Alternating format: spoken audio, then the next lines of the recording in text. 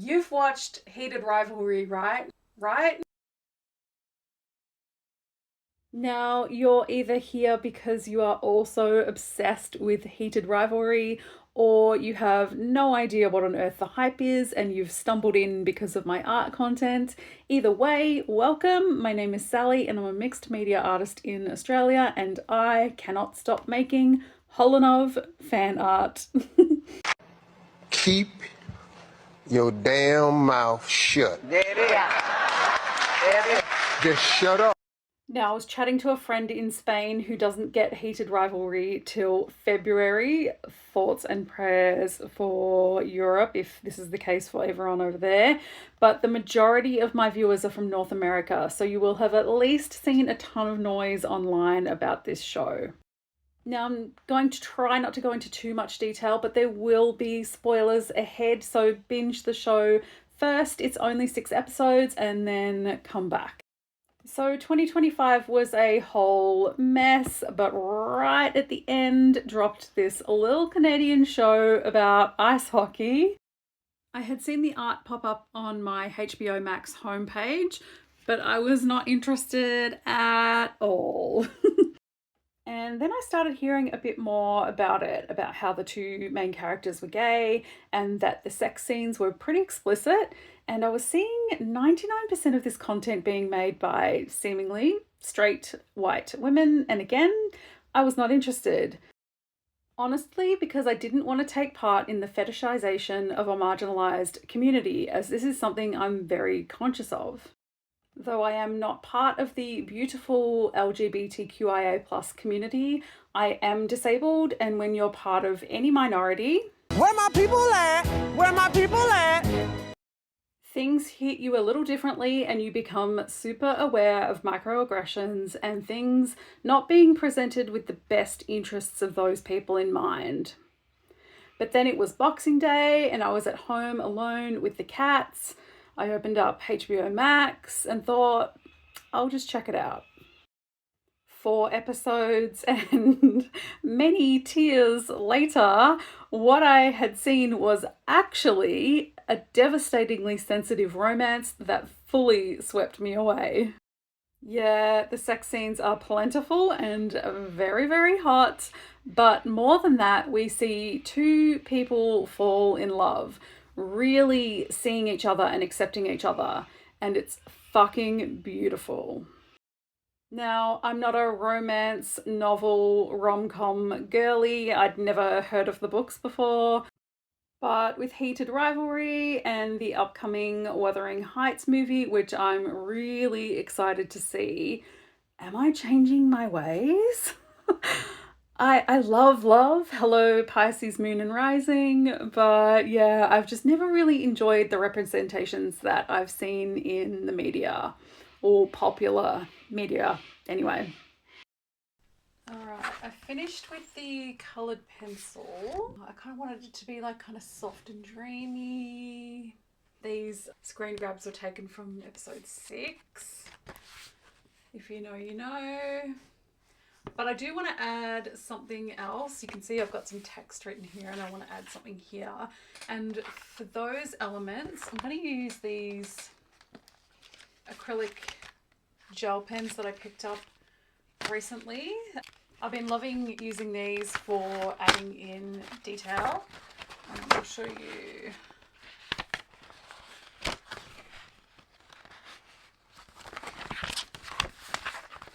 See these portraits I did in coloured pencil, and then I added the acrylic gel pen to do the text and the outline, and I'm going to do something similar to this on this page just to finish it off and add a few more details, and I might add something here, some text here as well. I haven't decided yet, so let's finish it off.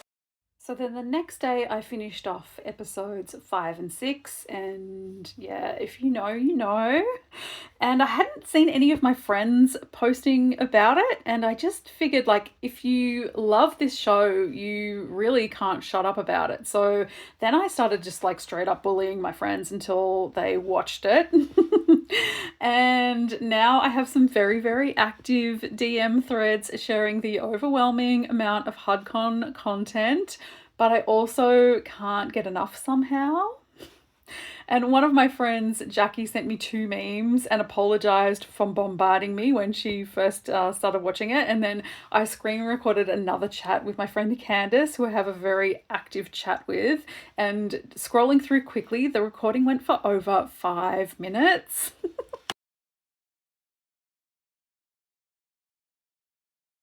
I think that there's many reasons why Heated Rivalry is resonating with so many women, and I'm just going to talk about a few of them here. First up, Ilya is a consent king. The way he continues to check in on Shane through their first few encounters is so amazing. Like, it's so amazing to see such a great representation of consent and how hot consent is. It's also so refreshing to see men embrace their emotions and be vulnerable and so tender. Normalizing this for men is only going to benefit all of us. In the cultural landscape that we're currently in, of trad wives, incels, and aggression at every turn, where masculinity that is intense often carries threat, Heated Rivalry is a welcome and much needed relief. Another thing that I personally enjoyed was that I liked that these men looked forward to receiving texts and enjoyed messaging each other. Apart from that period of ghosting by Ilya, it's nice to see men getting excited about a text. That I really loved this probably says a lot more about the men that I've dated in the past than anything else. So please let me know if you relate.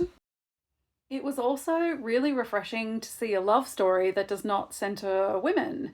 Women aren't being chased, manipulated, or harmed. There are incredible women in this show, true allies, and reminder again that allyship is an action. And just letting myself snuggle into this warm embrace of intimacy was honestly quite overwhelming the first time I watched it. I was bracing myself for the moment when disaster happened, where there would be violence, bigotry, or hatred, and when I recognized that, my heart fucking broke. Like, I was waiting for that to happen. And I realized that that is how we are shown these stories in the majority of the media. And it sucks. My wonderful friend Candace sent me this video today as I was writing, and it perfectly summed up this notion I've just spoken about. Now, this is not the full clip, and I've sped it up, but please listen to the wisdom of Esther Perel. Corrective experience. This is not in order of importance, actually. But, I watched it with a friend of mine who actually was watching it for the 4th time. I saw how she entered into the world, when she sobbed, when she related. And because she had already watched it the first time and knew that every time she expected something bad to happen, actually it wasn't. It was the very response that one would wish to receive. You drop the plates as you serve, and instead of losing your job, the person says, I got you back, I know you need the money. You are about to get totally tongue-tied because you don't understand the question that's just been asked to you, and you're being helped by the person that is sitting next to you. You are talking to your mother, and instead of scolding you, she's telling you, as you're calling out to her, that she's wondering what she did to make it hard for you to actually tell her about your truth and your secret. So once you've gone through the first viewing and you have cleared every expectation, anticipation of bad consequences, and instead you've gotten the corrective experience, the very response you wish you would receive for every single one of those situations, then when you watch it again, it's like stroking a teddy bear. It's such a comforting experience. You enter the world, and the world is safe, and the world is kind, and the world is caring and loving and emphatic, and it is such an antidote to the harshness of the realities that so many of us are currently confronting. So it's a kind of a lullaby, in a beautiful sense of the word. And that's why I called it a corrective experience. The idealized version of every situation that is described, in which instead of it coming with negative consequences, it comes with a reparative experience. Beautiful.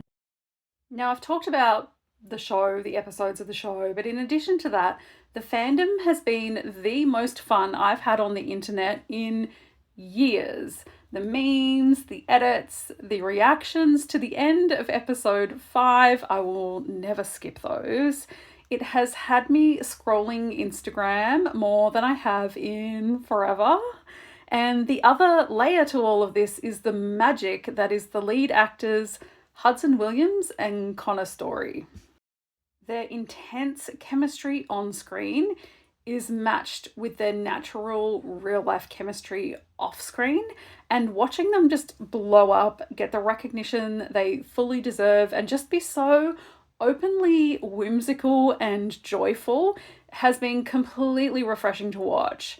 We have had years and years and years of perfectly curated PR celebrities, and seeing two very normal men not afraid to show affection to each other publicly, be so incredibly supportive of each other, and just be having fun while their dreams are coming true. I just love to see it.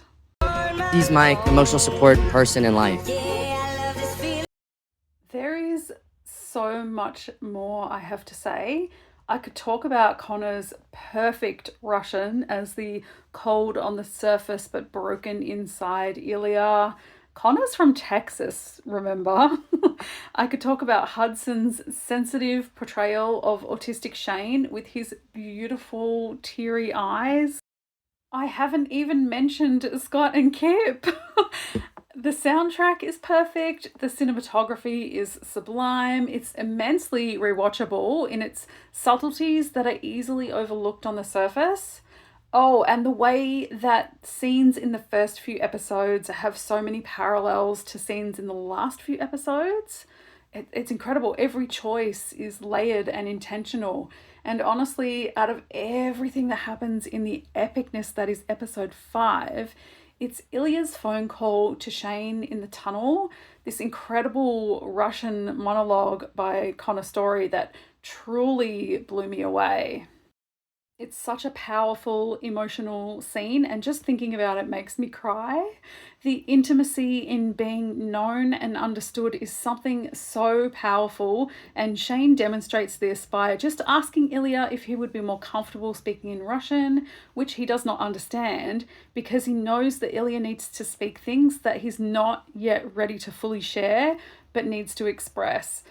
Oh, that's so important. Don't we all want someone to see us and know us that way? I don't know, like, you don't have to believe me, but you should definitely believe the hype. All right, I'm going to go and I'm going to start my 4th rewatch and I'm going to draw Rose, Svetlana and Elena. And then I've got to draw Scott and Kip, and oh my gosh, Kip's dad, Kip's beautiful dad. Oh my gosh. Can we get a spin-off of Kip's dad?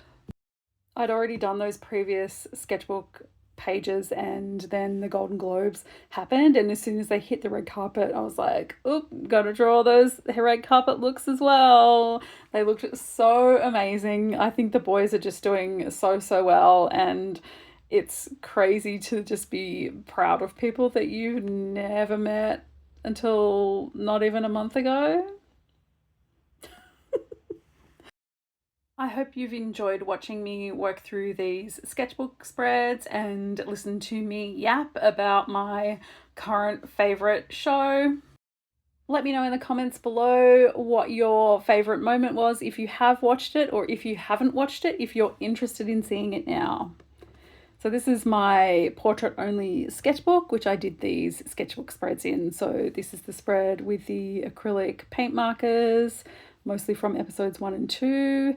Then we've got the Prismacolor pencils and the gel pens. This is like a mashup, mostly from episode 6. Then we have the 2 portraits with the lyrics from the tattoo, all the things she said, lyrics around them. I actually want to develop those into actual paintings. And then I did these fine liner little quick sketches of Connor and Hudson's Golden Globe red carpet looks. Thank you so much for watching. Like this video if you liked this video. Consider subscribing to the channel for more art stuff, and I'll see you next time. Bye.